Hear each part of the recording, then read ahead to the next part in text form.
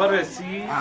اینم کمک های مردمی بی دست شما در نکنه.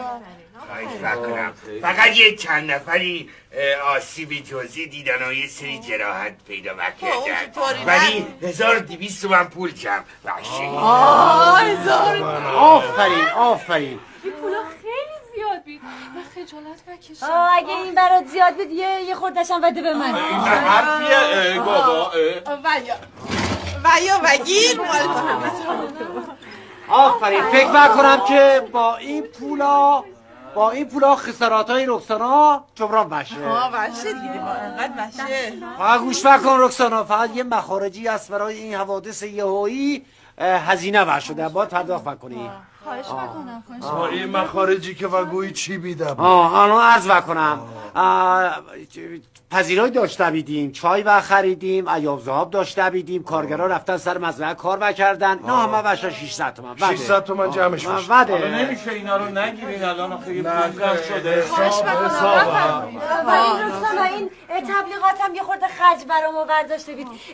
بگور 20 تومن و گرفته یه 30 تومن هم خرج این پارچه و اینجور چیزا بشه، سجم بشه 50 تومن. خواهش میکنم. من نمیخوام کسی ضرر بکنه. دیگه منم در حین جمع‌آوری کمک ها چماقم هم وسط و شکسته، اینم 50 تومن آخه این پوله که دیگه چیزیش نمون که یه چیزی بذاریم به دردش. صبر کنید ما یه رسم داشته باشیم تو براره برای کسی که کمک های مردمی جمع کنیم و برای رکسانای بعدی هم این پول بگیریم. 400 تومن دیگه هم بعده. اینا 400 تومن بعده. این دست دادم دیگه تموم شد خانم کاملا پولا نه؟ این پولا تموم شد دیگه.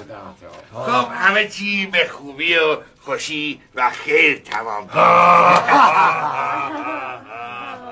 خسته نباش. حالا ما بگویم که بریم یه چای نخودی همه و خوریم. من بگم که حالا که این پول دستش برسیده رکسانا، همه مهمان رکسانا امروز.